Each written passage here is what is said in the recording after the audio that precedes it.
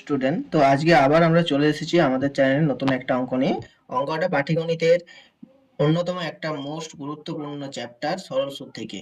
এই অঙ্কটা মূলত তোমাদের 2 নম্বরের অঙ্কতে বেশি এসে থাকে। তো 2 নম্বর মার্কসের জন্য তোমরা এই অঙ্কটা 2025 মাধ্যমিক এক্সামের জন্য অবশ্যই দেখে দিতে পারো। তো অঙ্কটা আমার সাথে তোমরা দেখে নাও। বার্ষিক 5% সরল সুদের হারে কত টাকার মাসিক সুদ 1 টাকা তা নির্ণয় করে। তোমরা এই ধরনের অঙ্কে অবশ্যই এইটা জানো যে সুদের হার লিখে নেবো 5%।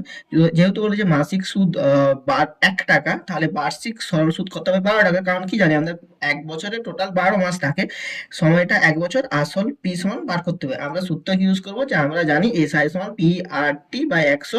এস আই এর জায়গায় 12 লিখবো, পিটা জানি না, বার করতে হবে, ইন্টু 5, যেহেতু আটটা বলেছে 5% ইন্টু 1 ইয়ার বাই 100। 5 দিয়ে 100 কে ক্যান্সেল আউট করলে 20 রয়েছে, তো পি ইন্টু এটা যদি কড়াকড়ি গুণ করি তাহলে 12 ইন্টু 20 ইন্টু 240 টাকা।